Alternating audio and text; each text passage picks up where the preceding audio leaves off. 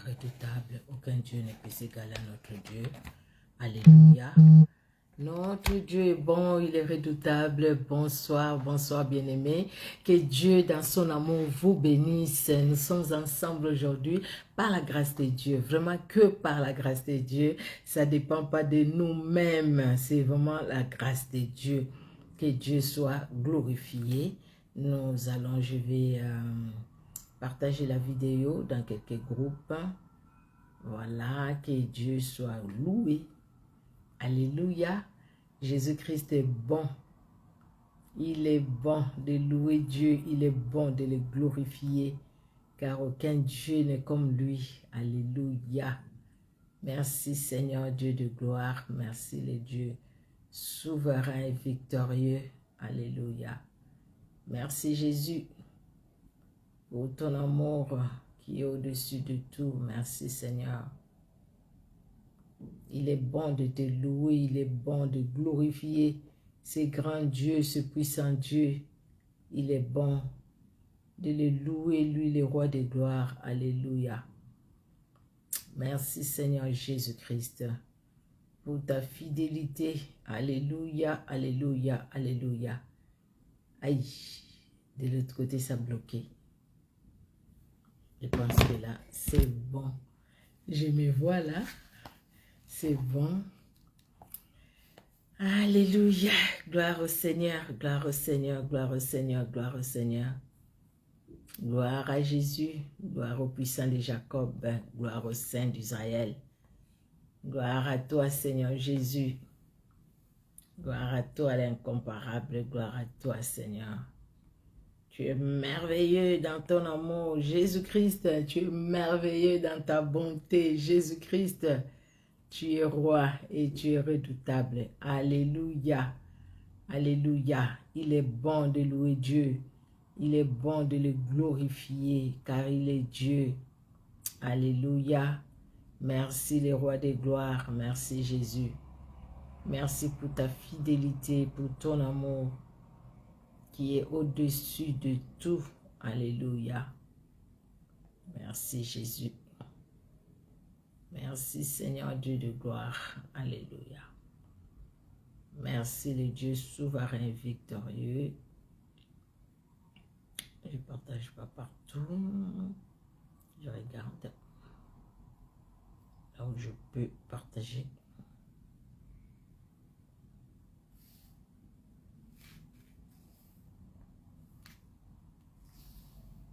Alléluia, amen.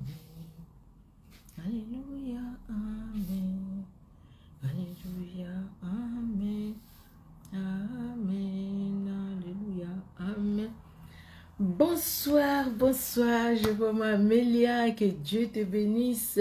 Bonsoir, moi Nabilaka, bonsoir. Et Sengongolu, bonsoir, bonsoir, Bénédicte Aurore, bonsoir, je vois Willina, que Dieu te bénisse, bonsoir à vous, que Dieu dans son amour vraiment vous bénisse. Nous allons prier pour recommander ces moments entre les mains du Seigneur et nous recommander aussi nous-mêmes entre les mains de Dieu. Alléluia. Seigneur Jésus-Christ, tu es Dieu, tu es puissant et vivant, tu es victorieux, tu es grand et redoutable.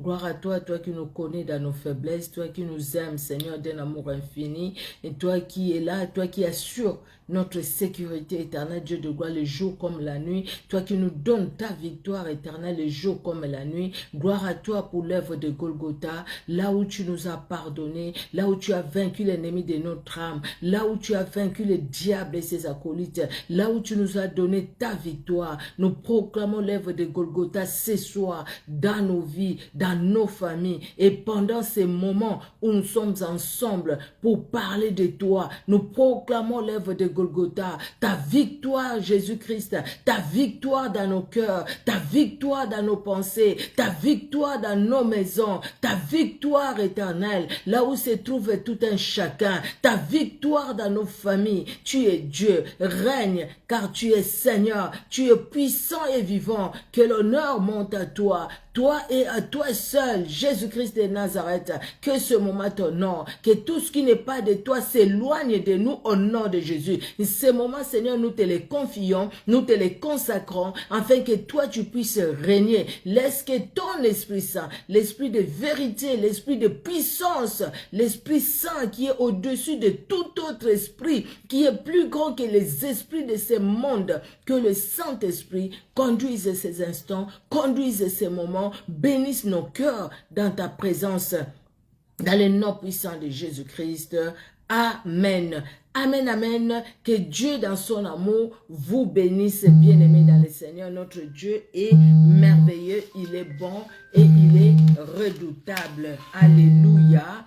Gloire et louange à toi, Seigneur Jésus-Christ, car tu es redoutable. Alors, bien-aimés dans le Seigneur, nous allons prendre nos Bibles. Nous allons lire dans Marc 5. Marc 5, de 1 à 20. Excusez-moi pour... je ne pourrais pas répondre. Attendez, je vais faire ça comme ça. Voilà. Et puis, je vais rappeler la personne. Marc 5. Marc 5, c'est une histoire que nous connaissons. Voilà. Marc 5, de 1 à 20. Bonsoir Sandrine et Cécé, que Dieu te bénisse. Et sois la bienvenue au milieu de nous. Nous sommes une plateforme chrétienne. Nous parlons de Jésus-Christ, la Bible et la Bible. Alors, dans Marc 5, de 1 à 20, j'ai dit tout à l'heure, c'est une histoire que nous connaissons. Ils arrivèrent à l'autre bord de la mer, dans le pays des Gadaréniens. Mais avant d'arriver dans le pays des Gadaréniens, ils arrivèrent. Donc, ils sont venus de quelque part. Alors, je vais aller dans Marc 4, de 35 à 41, et puis nous allons continuer Marc 5, d'accord?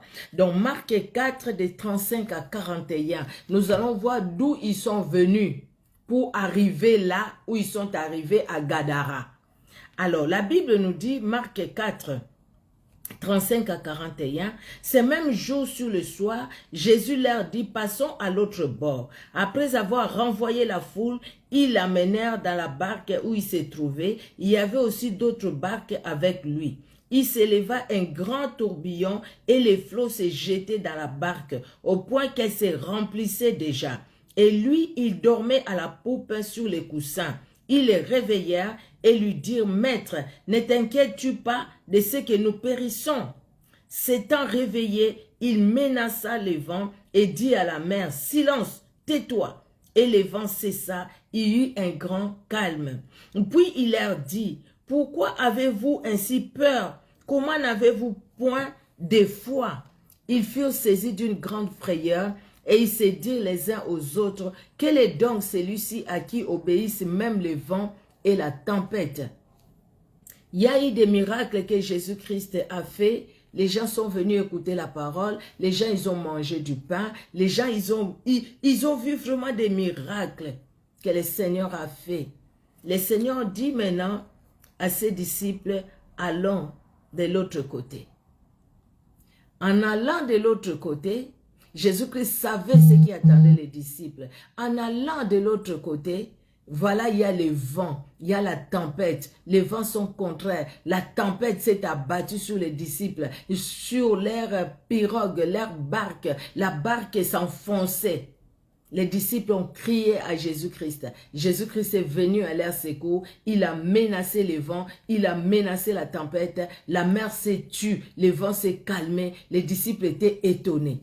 Étonnés de voir comment les miracles que Jésus-Christ accomplissait. Étonnés de voir, d'écouter Jésus-Christ parler. Ils sont étonnés de voir Jésus-Christ parler aux éléments de la nature. Jésus-Christ parlait aux éléments de la nature. Ils sont étonnés. Mais Dieu est bon.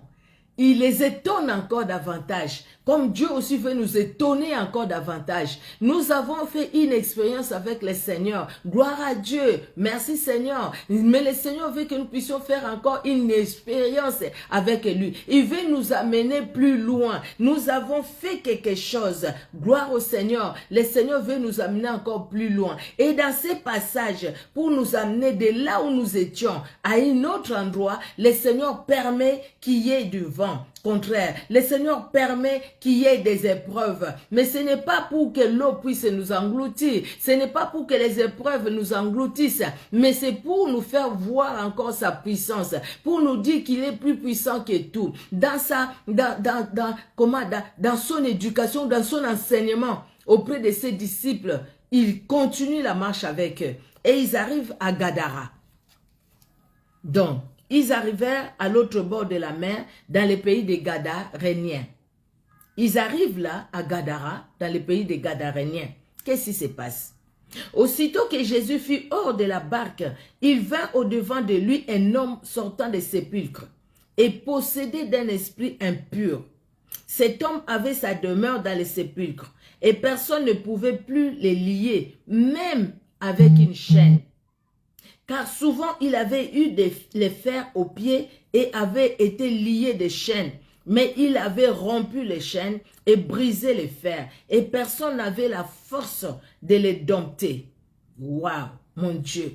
Donc les gens de cette ville-là, ils étaient dans quelle panique, quelle peur d'avoir quelqu'un comme ça qui sortait des cimetières. Et dont personne ne pouvait dompter. Personne. On les liait avec les chaînes s'est brisées. Dans quelle situation ils étaient, ces gens de Gadara? Il était sans cesse, nuit et jour, dans les sépulcres. Sans cesse, nuit et jour, lui, sa vie, c'était dans les sépulcres. D'accord?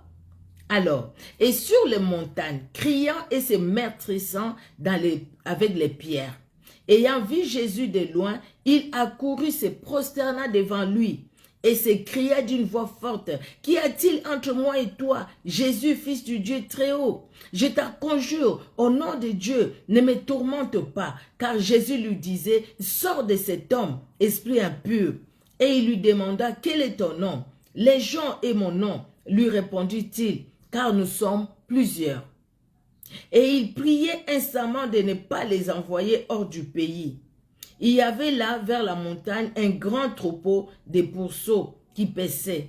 Et les démons les prièrent, disant, « Envoie-nous dans ces pourceaux, afin que nous entrions en eux. » Et il leur permit. Et les esprits impurs sortirent, entrèrent dans les pourceaux, et le pourceau se précipita des pentes escarpées dans la mer. Il y en avait environ 2000 et ils se noyèrent dans la mer. Ceux qui les faisaient paître s'enfuirent et répandirent la nouvelle dans la ville et dans la campagne. Les gens allèrent voir ce qui était arrivé.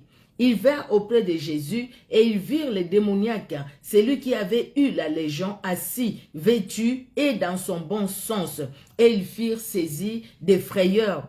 Ceux qui avaient vu ce qui s'était passé leur racontèrent ce qui était arrivé au démoniaque et au pourceau. Alors ils se mirent à supplier Jésus de quitter leur territoire. Comme il montait dans la barque, celui qui avait été démoniaque lui demanda la permission de rester avec lui. Jésus ne lui permit pas, mais il lui dit, va dans ta maison, vers les siens, et raconte-leur tout ce que le Seigneur t'a fait, et comment il a eu pitié de toi. Il s'en alla et se mit à publier dans la Décapole tout ce que Jésus avait fait pour lui, et tous furent dans l'étonnement. Nous allons pas parler de tous ces passages que nous avions lus pour bien comprendre l'histoire, pour bien comprendre les contextes. Je pense qu'il y a quelque chose que j'ai oublié de mettre, c'est cette petite lampe. Voilà.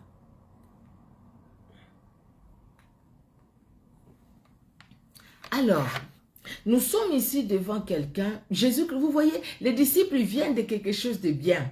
Quelque chose de bien, ils ont vécu les miracles et ils ont écouté les paraboles que Jésus-Christ leur disait. Ils étaient étonnés de voir cette sagesse, comment Jésus-Christ leur parlait. Là, Jésus-Christ leur parle en parabole. Maintenant, ils vont, Jésus-Christ leur dit d'aller de l'autre côté. Et quand ils vont aller de l'autre côté, il y avait toujours la foule qui suivait Jésus parce qu'ils voulaient manger du pain, ils voulaient manger du poisson et tout ça. Là, ils traversent, non, il y a une épreuve qui vient. L'épreuve vient, les disciples disent, écoutez, Jésus, tu nous as abandonnés. Mais Jésus leur montre qu'il ne les a pas abandonnés. Et alors, ils vont traverser. Ils vont arriver dans une ville ou un village. dans un pays, comme ils ont dit, dans les pays de Gadara. Ils arrivent là-bas, Jésus-Christ leur a préparé, en fait, Jésus-Christ qui connaissait tout, il voulait amener les disciples à voir, non pas seulement qu'il peut parler à l'eau et à la mer, mais il leur donne aussi même à la légion. Ce n'est pas tout simplement un démon qui fuit devant Jésus, mais même une légion, même la multitude des démons, ils fuient devant Jésus-Christ. Ils prennent fuite devant Jésus-Christ. Voilà qu'ils arrivent là-bas, ils trouvent cet homme dormait nuit et jour, la Bible nous dit dans les sépulcres. Donc les jours, sa vie c'était dans les sépulcres, la nuit, sa vie c'était dans les sépulcres. Alors quand on parle des sépulcres, moi je vais parler vraiment de ces points-là. Quand on parle des sépulcres, les sépulcres c'est les tombeaux. C'est là où il y a la mort. C'est là où il y a les ossements. C'est là où il n'y a pas la parole.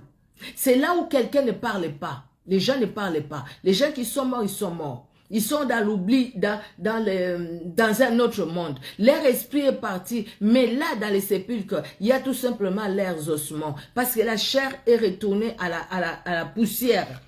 Alors, les sépulcres, bien-aimés dans le Seigneur, les sépulcres, c'est la pourriture. C'est là où il y a la pourriture. Parce que la chair va pourrir. Cette chair pourrit et la chair redevient les sables, la terre. L'âme est sortie, l'esprit est sorti. Mais les ossements restent. On voit les ossements, mais on ne voit plus la personne. Quand on voit les ossements c'est pareil. Quelle que soit la nature de la personne. On ne sait pas dire que cette personne était de telle couleur. On ne sait pas dire que cette personne était riche ou pauvre. On voit les ossements. Les ossements des riches et des pauvres, c'est pareil. Les ossements des Occidentaux, des Américains, des Africains, je ne sais pas, les gens de l'océan et des océans, de l'Océanie, c'est pareil. Même ossements. Et cette personne vit là où il y a les ossements, là où il y a la mort. Bien-aimés dans le Seigneur, nous pouvons dire, c'est fou, qui allait dans les montagnes, qui se maîtrisait, qui dormait, qui passait son temps dans les sépulcres. Mais toi et moi, où dormons-nous? Toi et moi, où passons-nous notre temps? Vous voyez, la grande question, elle est là. Où est-ce que nous passons notre temps, vous et moi? Nous passons notre temps où? Mon frère, ma soeur, vous qui me suivez maintenant, où est-ce que vous passez votre temps? Il y a beaucoup de choses sur cette terre, beaucoup de choses où les gens peuvent se retrouver. Dans quel sépulcre te trouves-tu? Tu peux te trouver quelque part, là où la nuit tu es là, les jours tu es là, même si la nuit tu dors dans ta maison, tu dors dans ta chambre, mais tu es où? Ton esprit est où? Les jours on te voit marcher, on te voit te promener, on te voit aller travailler, peut-être dans de très belles voitures, très bien habillé, mais tu es où? Pendant que tu travailles là, tu passes où tes jours, tu passes où ta vie, tu passes où tes pensées. Bien-aimés dans le Seigneur, il y a des gens qui sont avec nous, nous les voyons, nous parlons avec eux des fois, nous parlons avec eux, peut-être même nous les connaissons, mais ces gens-là, leur vie c'est sous l'eau, c'est des sirènes, c'est des tati wata et des mami wata, des sirènes des eaux, hommes ou femmes, ils sont là, ils sont là sous l'eau, parce qu'ils vivent là-bas, parce que leur vie c'est là. Leur sépulcre, c'est là. Bien-aimés dans le Seigneur, les sépulcres, ce n'est pas tout simplement ces sépulcres de maris de nuit, de sirènes des eaux, parce qu'ils sortent, parce qu'ils ont choisi. Mais il y a des gens aussi, il y a des gens qui sont dans les sépulcres du mensonge, dans les sépulcres de la colère, dans les sépulcres de l'impudicité, dans les sépulcres, bien-aimés, de la pornographie, dans les sépulcres de films érotiques, dans les sépulcres des dessins animés ou des séries télé. Vous êtes tellement là-dedans que tout votre cœur est là. Bien-aimé dans le Seigneur, là où est ton trésor, là aussi sera ton cœur. Donc, là où est ton cœur, c'est là où c'est que tu passes ta vie. Si ton cœur est dans le travail, tu vas passer ta vie dans le travail. Même à la maison, tu travailles. Tu dors, tu penses au travail. Si ton cœur est dans l'argent, tu vas passer ta vie à chercher comment avoir l'argent. Comment tu feras tout pour avoir l'argent. Bien-aimé dans le Seigneur, le fait de vivre dans les sépulcres, le fait de passer les jours et la nuit dans les sépulcres, que ce soit dans les sépulcres de la cupidité, il y a de mauvaises choses qui se font aujourd'hui sur la terre. Aujourd'hui sur la terre où nous sommes, il y a des mauvaises choses qui se font. Pourquoi?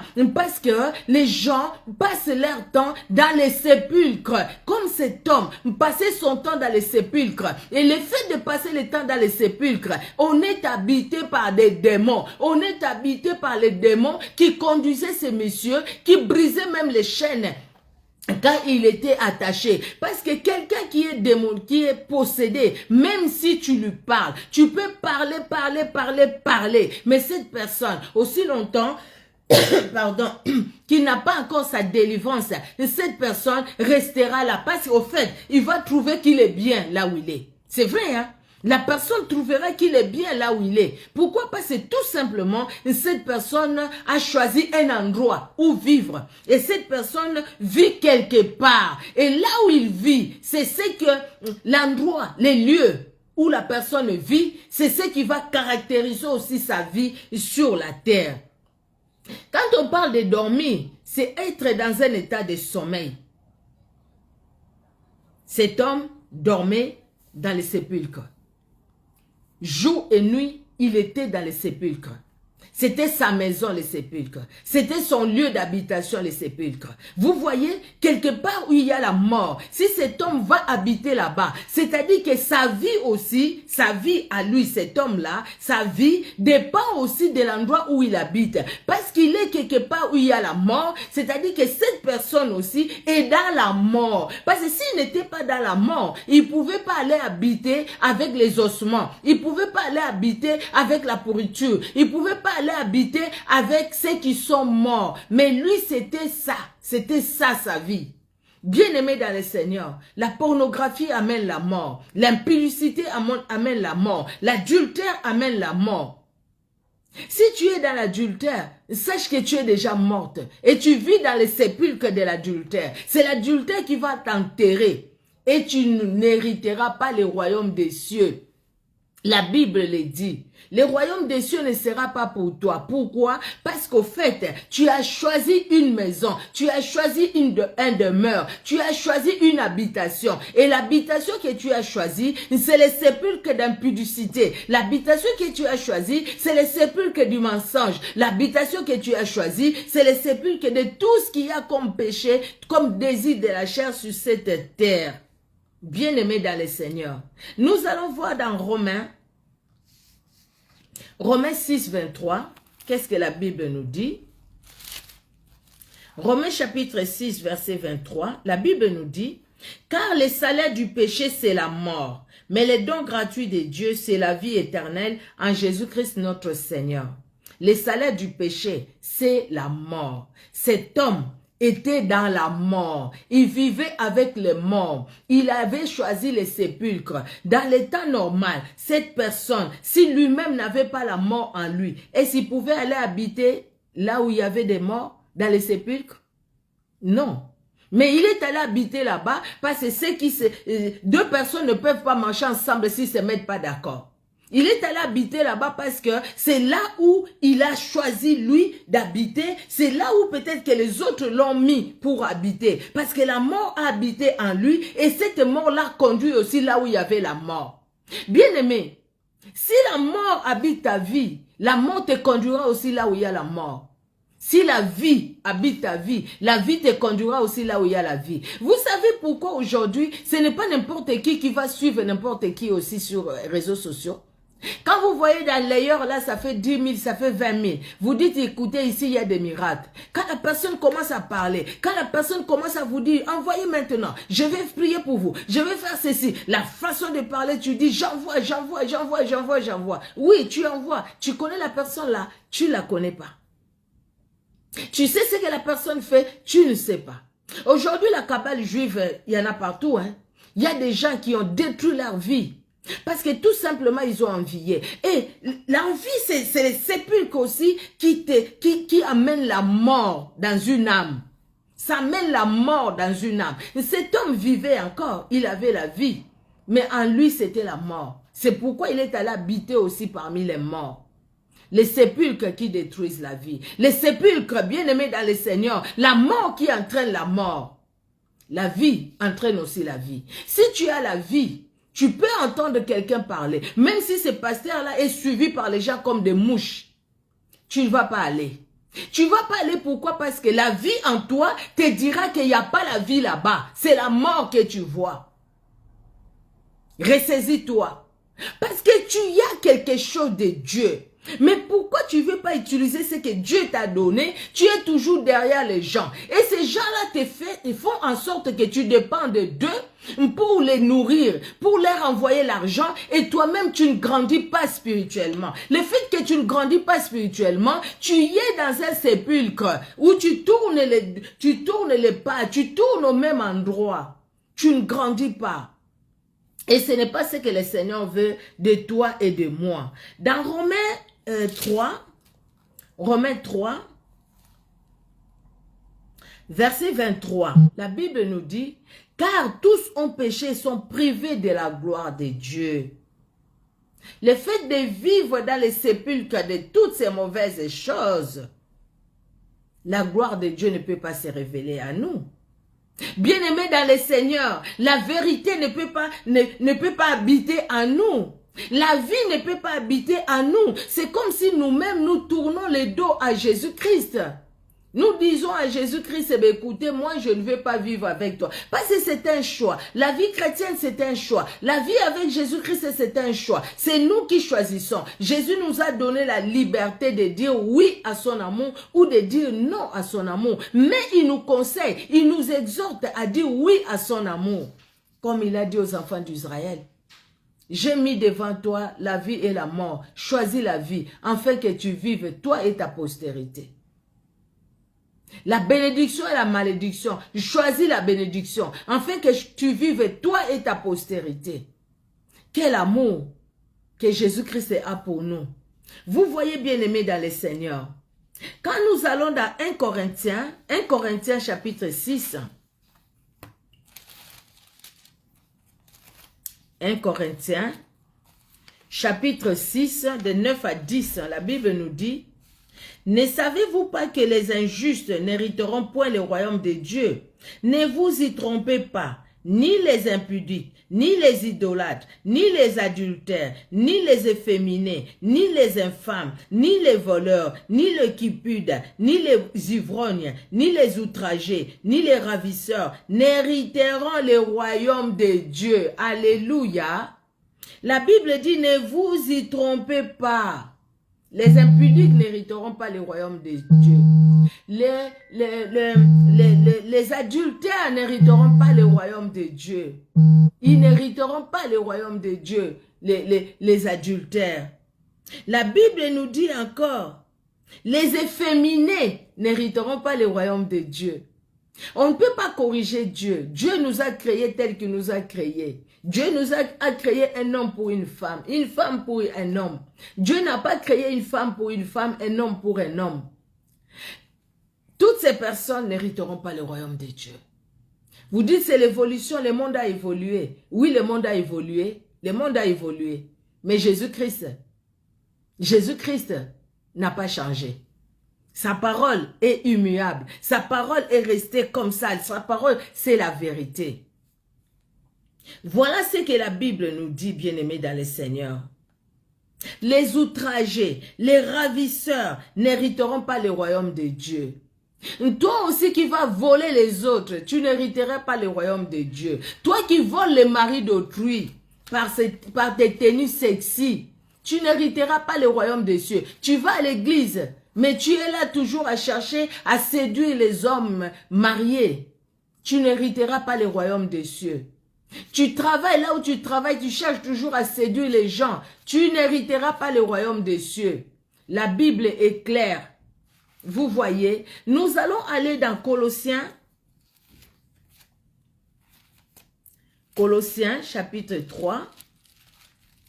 des 5 à 6, la Bible nous dit, faites donc mourir les membres qui sont sur la terre, l'impudicité, l'impureté, les passions, les mauvais désirs et la cupidité qui est une idolâtrie. C'est à cause de ces choses que la colère de Dieu vient sur le fils de la rébellion. Cet homme, le fou de Gadara, a eu la grâce. Aujourd'hui, toi et moi, nous avons la grâce. La grâce d'écouter la parole de Dieu. Le fou de Gadara a vu Jésus, il est couru. Les démons ont parlé en lui.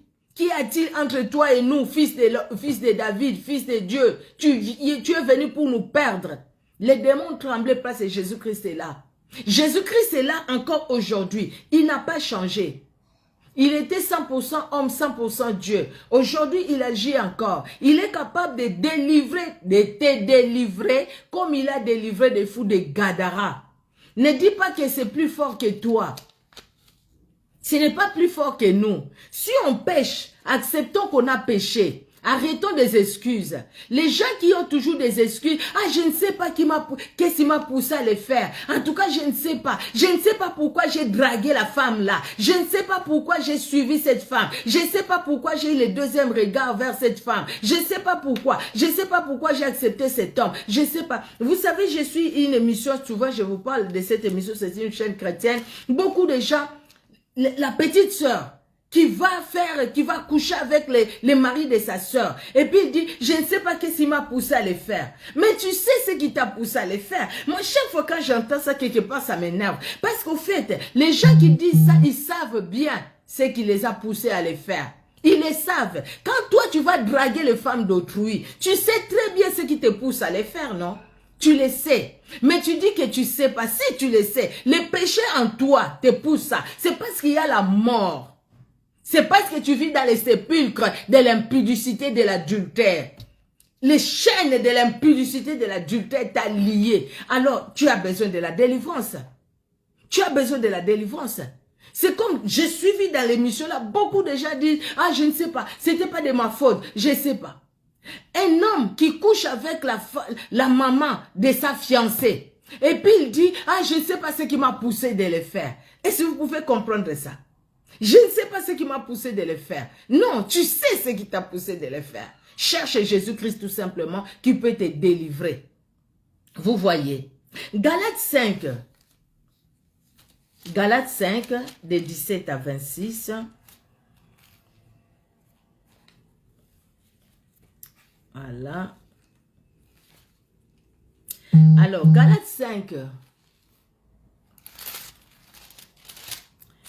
Galates 5, de 17 à 26, c'est quelque chose, un chapitre que nous connaissons.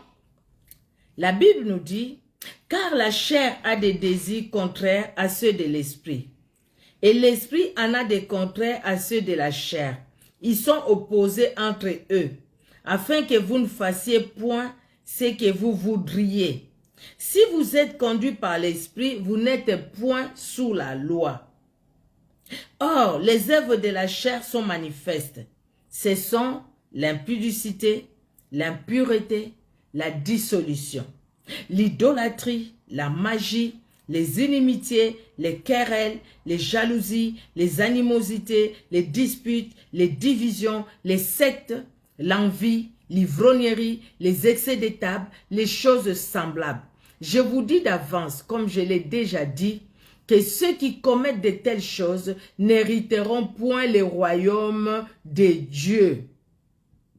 Mais les fruits de l'esprit, c'est l'amour, la joie, la paix, la patience, la bonté, la bénignité, la fidélité, la douceur, la tempérance. La loi n'est pas contre ces choses. Ceux qui sont à Jésus ont crucifié la chair avec ses passions et ses désirs. Si nous vivons par l'esprit, marchons aussi selon l'esprit. Ne cherchons pas une vaine gloire, en nous provoquant les uns les autres, en nous portant envie les uns les autres.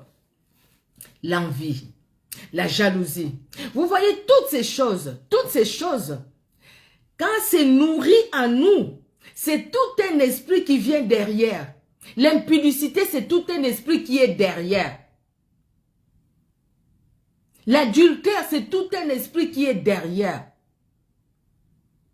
Quand tu es là chaque fois à draguer les femmes, c'est tout un esprit derrière. C'est tout un esprit parce que tu n'as plus le contrôle de toi-même. C'est tout un esprit. Donc ça, c'est un sépulcre pour toi. Donc c'est la mort. Cet esprit-là, ces esprits-là amènent la mort. Bien-aimés dans le Seigneur, ils amènent la mort. Le diable est rusé. Jésus-Christ nous aime. Cet homme, jour et nuit, il était dans les sépulcres. Vous voyez, vous comprenez quelqu'un qui vit dans les sépulcres? Quelqu'un, il était tellement possédé. Les gens, les démons là, les gens, parce qu'ils ont, la Bible dit, ils étaient plusieurs. Plusieurs, ils étaient là. Parce qu'ils dormaient dehors, non? Tous les démons qui passaient, je ne sais pas à quelle heure, tous ils rentraient là-bas. Ils ont trouvé leur demeure dans cette personne et ils l'ont amené dans les sépulcres. Bien-aimés dans le Seigneur, Jésus-Christ a créé, nous a créé, en fait que notre corps soit le temple du Saint-Esprit et non le temple des démons. Là, c'était le temple des démons. Les démons les conduisaient. Ne laisse pas que les démons continuent à te conduire. Cherche la face de Jésus-Christ. En fait que les démons ne te conduisent pas. Les démons vont te conduire dans les sépulcres de toutes ces mauvaises choses. De l'envie, de la jalousie, de la haine. Vous savez, il y a des choses sur cette terre. Des choses des fois que nous ne comprenons pas. Nous disons, Seigneur, toutes ces choses-là, mais ça se passe sur la terre. Je suis beaucoup cette émission-là. C'est une chaîne chrétienne. J'étais quand même choquée hier, j'étais choquée par un jeune garçon qui s'est marié. Son père avait des moyens, beaucoup d'argent.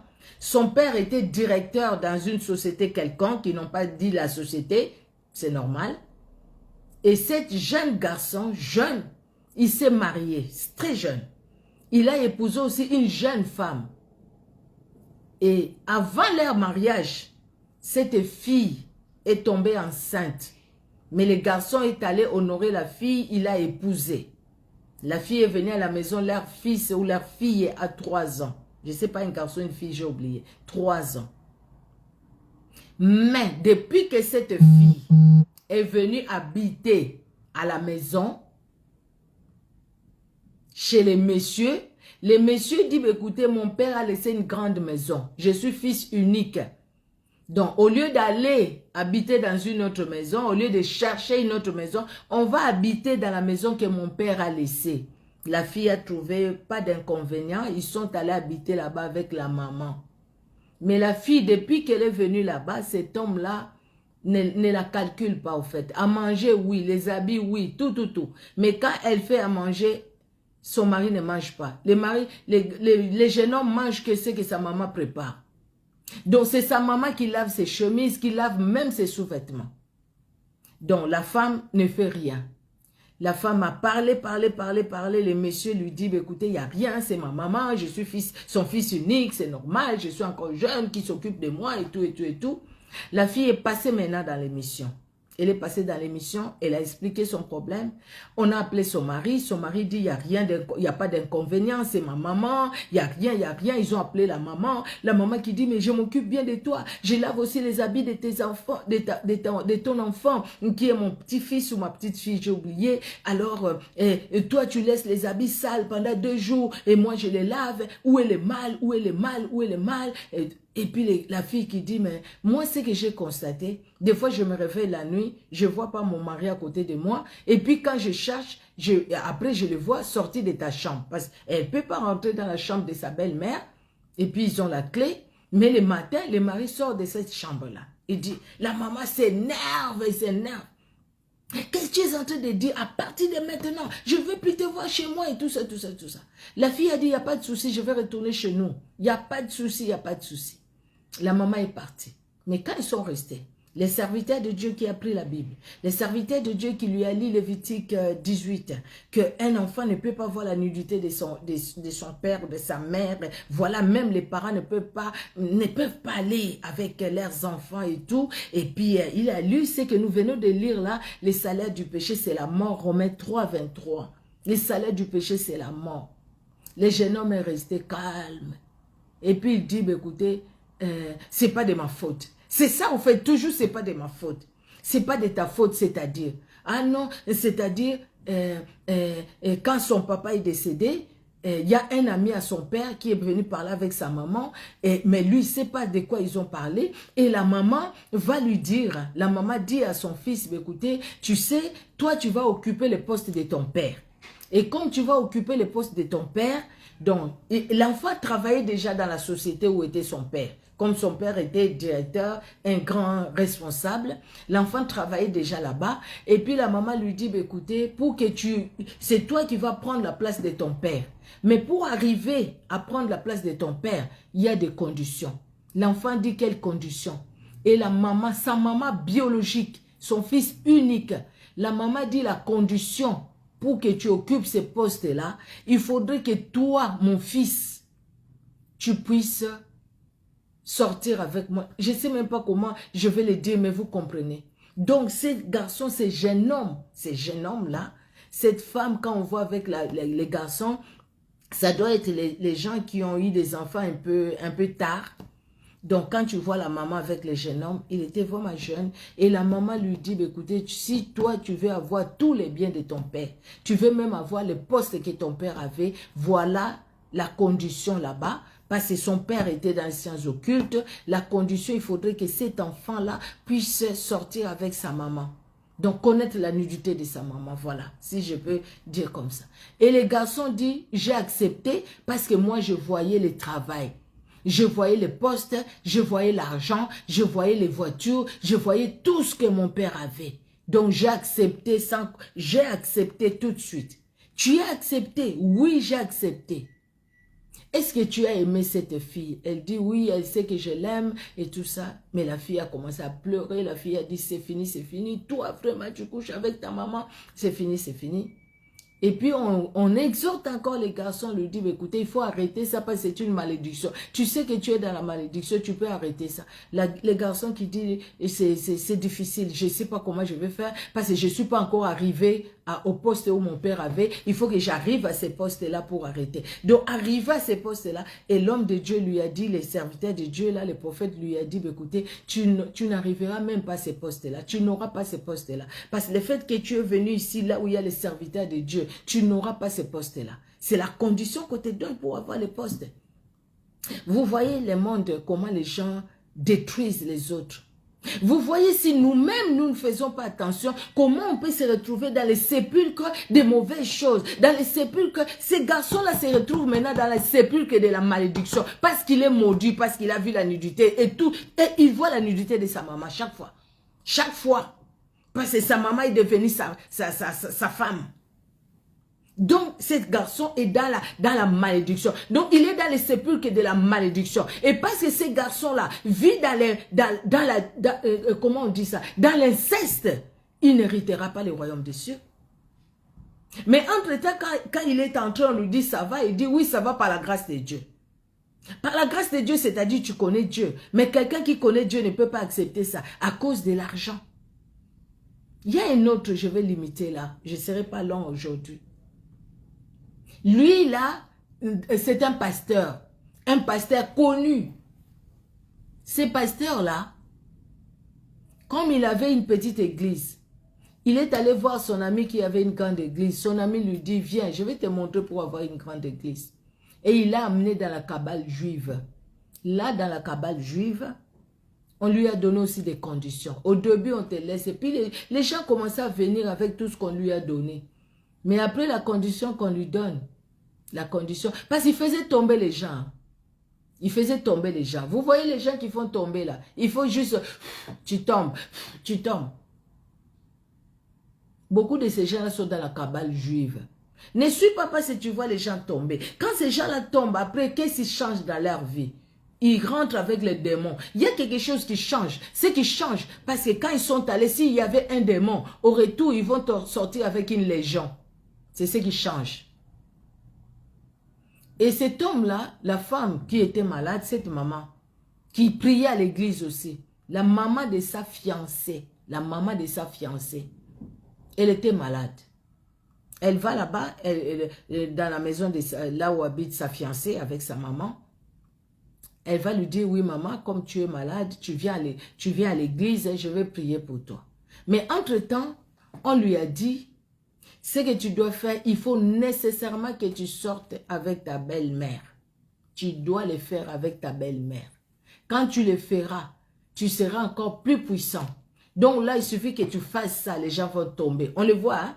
Dès qu'il fait ça, les gens tombent, les gens tombent, les gens tombent. On a vu les autres qui me faisaient manger les herbes aux fidèles. Vous voyez jusqu'où ces gens-là qui sont dans les sépulcres, eux-mêmes, parce qu'ils vivent avec la mort en eux, ils entraînent aussi les autres à la mort. Et quand il a fait ça, il s'est fait que ces jours-là, cette femme qui avait sa fille vraiment très très jeune, cette femme qui était encore à l'âge d'avoir des enfants, mais depuis que son mari est décédé, elle a décidé d'élever sa fille. Elle est restée comme ça, elle a dit elle-même, elle est restée sans copain et tout ça parce qu'elle dit, la condition c'était si elle se marie, elle laisse la maison la maison, en fait, là où elle était avec son mari. Elle a dit, bah, écoutez, j'ai tout ce qu'il faut, je ne vois pas qu'est-ce que je vais chercher, j'ai ma fille aussi, ça me suffit. Donc, elle n'a pas cherché à avoir un homme à côté. Il s'est fait que ces jours-là, c'était sa période de fécondité. La belle-mère est tombée enceinte. Elle rentre chez elle, bon, elle ne savait pas. Parce que quand il est arrivé dans le bureau, on lui fait, elle est tombée, et puis, pouf, pouf, la veste. Et elle était dans l'envoûtement. Sous l'envoûtement, là, le monsieur l'a déshabillé, il a fait ce qu'on lui a demandé de faire dans la cabale juive. Après, il a essuyé sa belle-mère, il a revêtu, et puis, quand la belle-mère se réveille, qu'est-ce qui est arrivé? Qu'est-ce qui s'est arrivé? Ah non, la délivrance était forte. Vraiment, les démons là sont partis. Les démons sont partis. La belle-mère retourne à la maison. Quand elle retourne à la maison, quelque temps après, elle se sentait toujours pas, elle se sentait pas bien. Qu'est-ce qui se passe? Qu'est-ce qui se passe? Comment je me sens comme ça? Elle va à l'hôpital et elle est enceinte. Elle dit, comment ça? Comment ça? Moi, je ne connais pas de... en fait, je suis seule. Je n'ai pas un homme pour dire, écoutez, ah, peut-être c'est un homme, je suis partie. Et la dame ne comprenait rien. Elle est allée même voir cet homme-là pour lui dire, prie pour moi parce que je ne comprends pas comment si je peux devenir enceinte. Qu'est-ce qui s'est passé? Je suis devenue une deuxième Marie. Marie, c'était Jésus qui est venu. Et moi, ça sera qui? Parce que je ne comprends pas, je ne comprends pas. Cette femme gardait sa grossesse, mais n'arrivait pas à dormir. Elle a expliqué au médecin, à sa famille, à sa belle famille. Elle a expliqué qu'elle ne comprend rien. Elle ne comprend pas. Et un jour, cet homme, l'église qu'on lui a promis qu'il y aura des gens qui vont venir, les gens sont venus. Mais à un moment comme ça, les gens commencent à partir. Il n'a pas compris. Il va passer dans l'émission parce qu'il n'était pas bien. Il va avouer ça à sa belle-mère. Il va avouer ça à sa fiancée. Et puis elle dit, non, c'est pas de ma faute. C'est les autres qui m'ont poussé et qui m'ont amené. C'est les pasteurs qui sont venus du Congo-Brazza qui m'ont poussé. Congo-Brazza ou je sais même plus quel pays, excusez-moi. Les pasteurs là qui m'ont amené dans la cabale juive. Donc ce n'est pas moi les autres. Le fait de dire ce n'est pas moi, tu ne vas pas obtenir la délivrance. Alors là, on l'a conseillé, on lui a dit de chercher la face de Dieu, de se repentir, de demander à ce qu'on prie pour lui. Bon, il a accepté, je pense qu'on prie pour lui, je pense.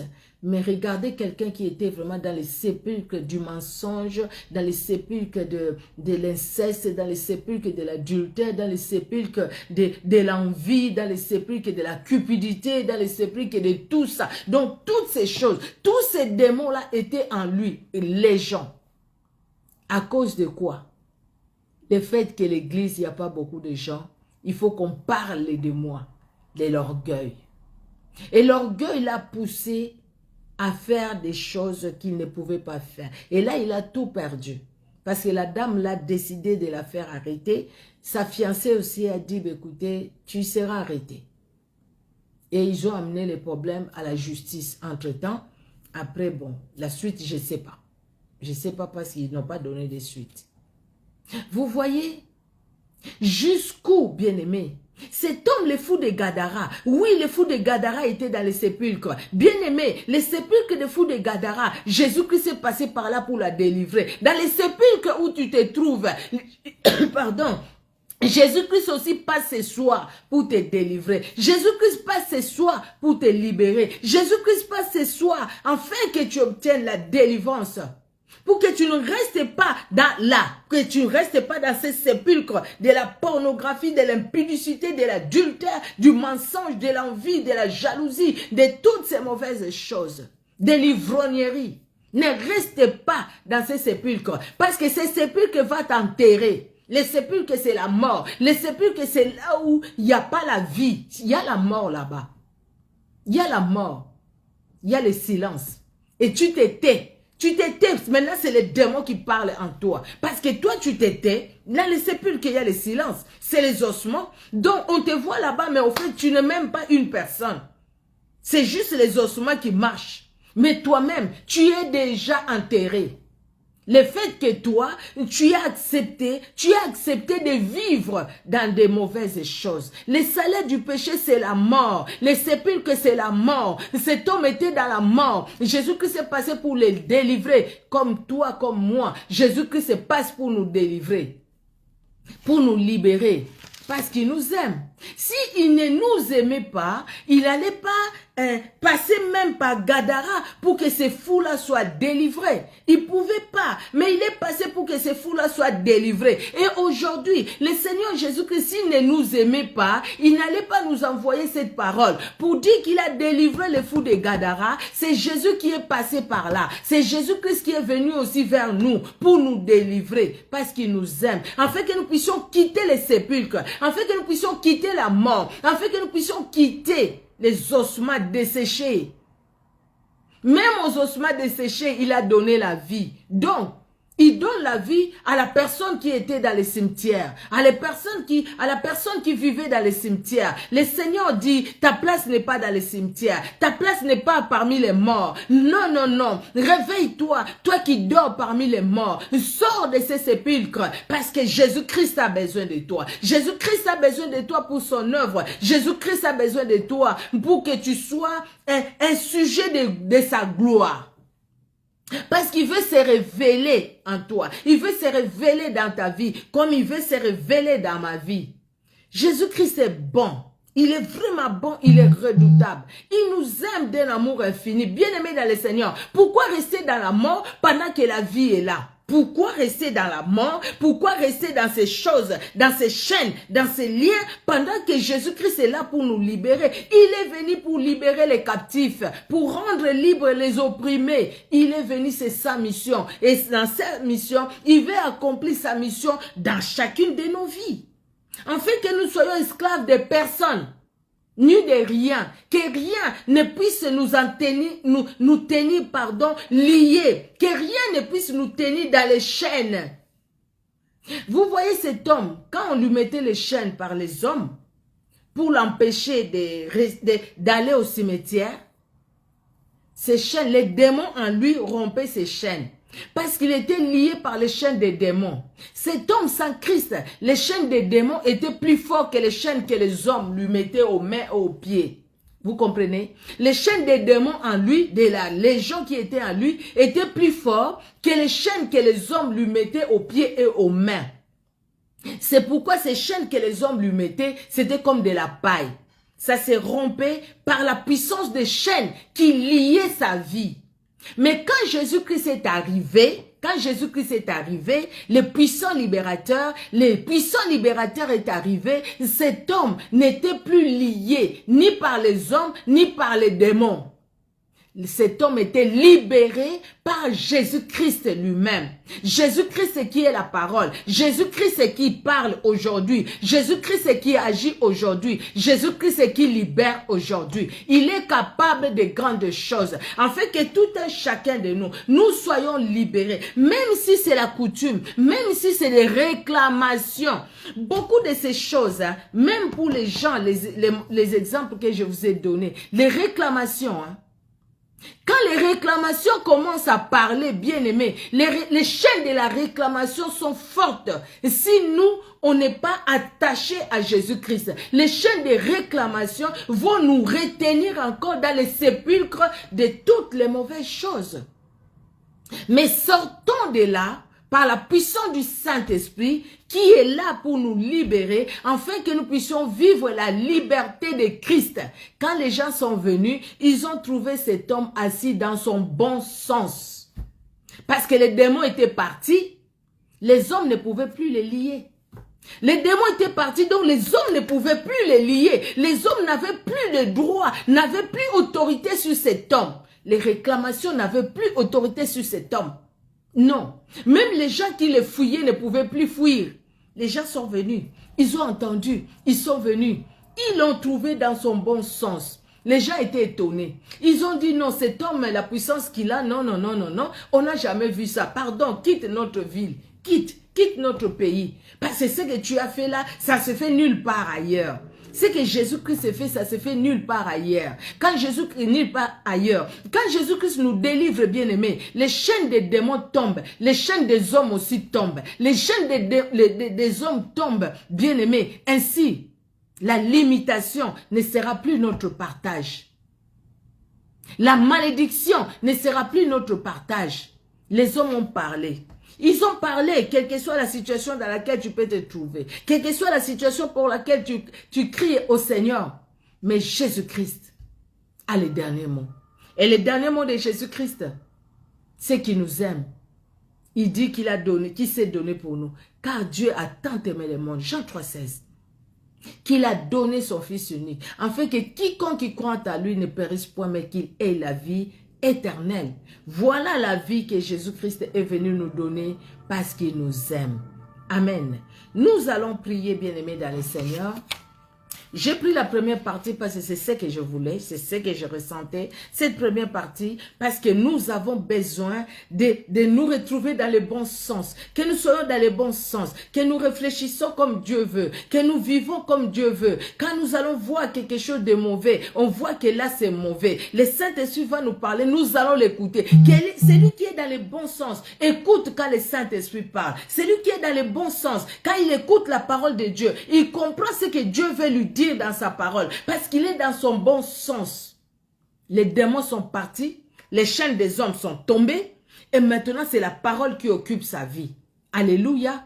Je parlais dans un cœur, le Saint-Esprit a parlé dans un cœur. Vous qui allez suivre en différé sur Facebook ou sur YouTube, que Dieu vous bénisse et que Dieu parle dans votre cœur, bien-aimé dans le Seigneur. Bien-aimé dans le Seigneur, cette parole, elle est la parole. La Bible, c'est la parole. Nous lisons la parole, nous comprenons la parole, telle que chacun peut comprendre par le Saint-Esprit. Moi, le Seigneur m'a amené plus vraiment dans la délivrance. Parce que c'est ce que le Seigneur m'a amené plus là-bas. Le Seigneur m'a amené là-bas, le Seigneur m'a amené là-bas. C'est pourquoi je retourne plus dans la délivrance, parce que c'est ça, nous en avons besoin. Qu'il n'y ait pas de fous de Gadara au milieu de nous. Qu'il n'y ait pas les gens qui vivent dans les sépulcres au milieu de nous. Quels que soient les sépulcres qui peuvent nous enchaîner. Qu'il n'y ait pas ces gens-là. Au nom puissant de Jésus. Que la délivrance soit complète pour tout un chacun de nous. Nous prions au nom puissant de Jésus, au nom puissant de Jésus, au nom puissant de Jésus, au nom puissant de Jésus-Christ de Nazareth. Toi le Dieu qui délivre, toi le Dieu qui libère, toi le Dieu qui affranchit. Jésus de Nazareth, les fous de Gadara ne te connaissaient pas. Mais toi tu es allé vers le fou de Gadara parce que tu connaissais cet homme, tu aimais cet homme. Et cet homme était un instrument entre tes mains. Mais entre-temps, le diable avait détruit sa vie. Le diable a fait que cet homme ait pour demeure les sépulcres. Jésus, mais toi tu avais un autre demeure pour cette personne. Ta présence, ô Éternel, tu ne l'as pas laissé. Tu es venu toi-même pour le délivrer. Encore ce soir, aujourd'hui ce soir, Éternel, tu vois mon frère, tu vois ma soeur, tu vois tout un chacun de nous et tu vois chaque membre de nos familles. Jésus de Nazareth, Éternel Dieu de gloire, descends, visite visite tout un chacun de nous, afin que les chaînes tombent, afin que les chaînes tombent, afin que la malédiction tombe, afin que tout, Seigneur, qui peut être péché, qui nous enveloppe si facilement, s'éloigne de nous au nom de Jésus. Nous voulons être esclaves de personnes au nom de Jésus. Nous ne voulons pas être esclaves des membres de notre corps au nom de Jésus. Nous chassons tout ce qui est des démons au nom de Jésus. Nous chassons la malédiction au nom de Jésus. Nous brisons les réclamations au nom de Jésus. Nous brisons les liens de famille au nom de Jésus. Nous renonçons à tout ce qui est de l'ennemi au nom de Jésus. Jésus-Christ règne dans nos vies. Règne dans nos vies. Règne Seigneur, règne Seigneur, règne mon Dieu, règne mon Dieu. Cet homme, quand les gens de Gadara sont venus, ils l'ont trouvé dans son bon sens. Éternel Dieu de gloire, nous voulons être dans notre bon sens parce que toi, tu nous as tenus, parce que toi, tu nous as libérés, parce que toi, tu as envoyé ta parole pour nous libérer, afin que Seigneur, nous ne soyons plus dans les sépulcres. Quelqu'un est-il encore dans les sépulcres du mensonge, de la pornographie, de la cupidité, de l'ivresse, éternel Dieu de gloire, de tout ce que Galates 5 nous dit comme désir de la chair, tu es capable de délivrer, capable de libérer, capable de libérer. Libère Seigneur, libère, libère mon Dieu, libère mon roi, au nom puissant de Jésus-Christ de Nazareth. Alléluia. Que ton sang coule dans nos vies, que ton sang coule dans nos vies, que ton sang coule, Seigneur, dans l'esprit, l'âme et le corps de tout un chacun de nous, pour nous laver, nous purifier de toute souillure, au nom puissant de Jésus-Christ de Nazareth. Cher Saint-Esprit, conduis-nous, que ta présence nous remplisse, afin que tout ce qui est de l'ennemi ne s'approche pas de nous, au nom puissant de Jésus. Nos familles entre tes mains, garde et protège nos familles, garde et protège nos familles, éternel Dieu de gloire, garde et protège les dans ton amour, tendre Père. Merci parce que tu es Dieu. Tu nous as aimés, tu nous aimes. Merci car ta fidélité est là, ton amour est là, ta bonté est là, ta grandeur est là, ta puissance est là et tu agis. Ta main nous touche, ta main nous touche, ta main nous touche pour nous guérir, pour nous libérer. Au nom de Jésus, les maladies, même déclarées incurables, Jésus-Christ, tu guéris, tu guéris, tu guéris, tu guéris, Seigneur. Tu visites et tu touches. Au nom puissant de Jésus, au nom puissant de Jésus, au nom puissant de Jésus, au nom puissant de Jésus, au nom puissant de Jésus-Christ de Nazareth. Tu es Dieu, tu es redoutable éternel. Merci pour ta fidélité, pour ta grandeur. Merci Seigneur Dieu de gloire. Alléluia, alléluia. Merci Seigneur Jésus-Christ de Nazareth. Alléluia, alléluia, alléluia, alléluia, alléluia. Amen. Amen, amen. Nous prions comme ça, bien-aimés dans le Seigneur. Nous continuons à prier aussi dans nos maisons. Au nom puissant de Jésus-Christ. Seigneur Jésus, je recommande ma sœur Amélia qui demande la prière entre tes mains. Tu connais son problème, tu connais sa situation, mais toi tu es au-delà de la situation qui dérange son corps. Tu es au-delà de la situation qui dérange sa vie. Tu es allé, Seigneur, si le fou de Gadara n'est plus resté fou, le fou de Gadara est devenu dans son bon sens. Éternel Dieu de gloire, aujourd'hui encore et ce soir même, tu es capable de faire des miracles, un miracle, accomplis un miracle dans la vie de notre sœur Amélia Daveiga. Jésus-Christ, touche-la, touche-la, révèle-toi Seigneur dans sa vie, dans la vie de ses enfants, de ses petits-enfants, révèle-toi éternel, tu es merveilleux dans ton amour. Alléluia, merci Seigneur Jésus-Christ de Nazareth. Alléluia, amen.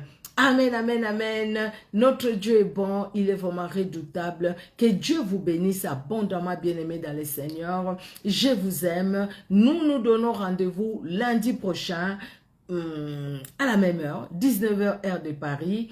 Et sur la même page, nous sommes là ensemble pour la gloire de Jésus-Christ de Nazareth. Que Dieu vous bénisse. Soyez bénis, bonne soirée. Dieu, vraiment dans son amour, il a vu tout un chacun. Que Dieu vous bénisse. Il est bon, notre Dieu. Il est vraiment redoutable. Soyez richement bénis. Au revoir.